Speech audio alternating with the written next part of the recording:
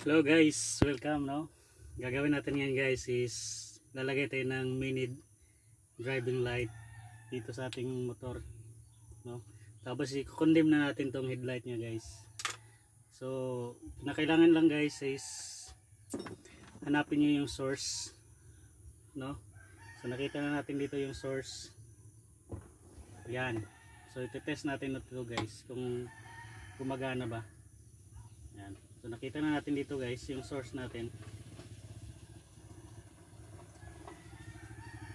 Yan. Pakita ko sa inyo guys ha, yung wire niya. Yan o. Yan. Tapos ang papaganahin natin guys, ito na yung switch natin. Ito. So ito na yung paganahin natin mamaya. So pandarin ko muna. So ito na yan guys. Ito.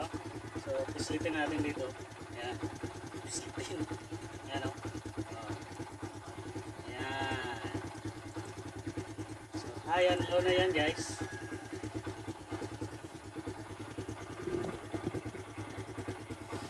Yan. So papakita ko sa inyo guys.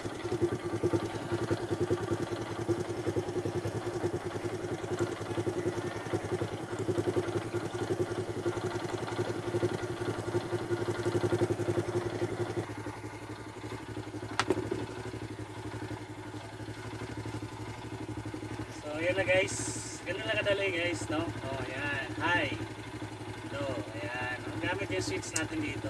So meron kayong mga query guys, pwede kayo mag-comment or follow my page or in the TikTok.